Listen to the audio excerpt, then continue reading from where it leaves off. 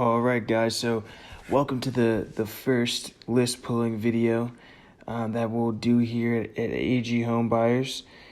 First thing we're gonna do, the first place that we'll talk about pulling this from is Propstream. So, this is where we pull a lot of our lists from, especially in the beginning of the month. So, as you can see, I've already got my login, and you'll have your own login to get in. But once you log in, this is what you'll see. Okay. So we'll initially go ahead and close this, and this is kind of the main page, right? So this first list is going to be a vacant list. That's the list that we're going to go through first. And, to do that, we'll walk through kind of the steps and give you an overview of how we do that exactly. The first thing that we do is we go in here and we type in our place, right? As you can see, you can enter a county, city, zip code, or a land number. Now, we'll give you this information. So in this particular case, we've got a zip code. And that zip code is that first one there, but I'll type it in anyway, 21842. And you'll see it pop up in Maryland. That's exactly what we're looking for.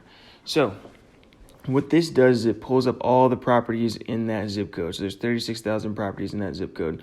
Now what we want to do is chop that down to the vacants.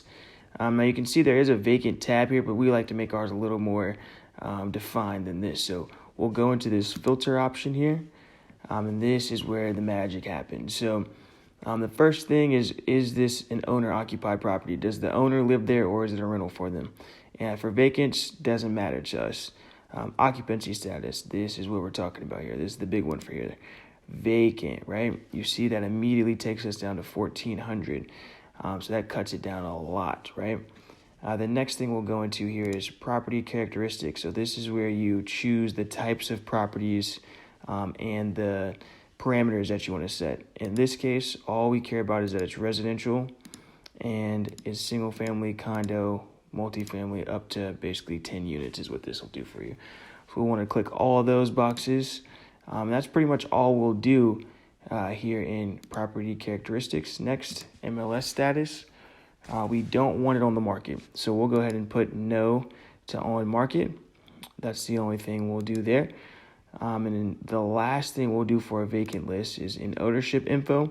We want this to be individually owned. We don't want any corporations in this particular list. So for our vacant list and for you guys' purposes, that is everything we need to do for our vacant list, right?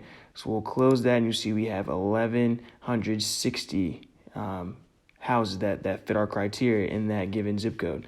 So the next thing we'll do is kind of save the list, right? So we'll go ahead and hit the select button that selects all of the properties in the list, and we'll add to list. And every time we'll go ahead and add or create a new list, right? So when we create a new list, we want it to be just like this, right? State. So this is Maryland. The area, so that'll be the zip code that we're in, 21842. And if it was a city, then we would just put the city there. The next thing we'll put is the list type. So this is vacant, individually owned, right? And the last thing we'll put is the month and the year. So November 2021. Boom. Save. And that is adding all of those properties to that list, right?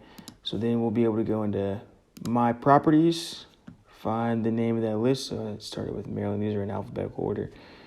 So we've got MD. Where is that? Right here. Perfect. And here's our whole list. Boom, just like that. And the next thing we'll go through is exporting the list so that you can skip trace it. But we will do that in a different video. So thank you guys for tuning in, and that's that.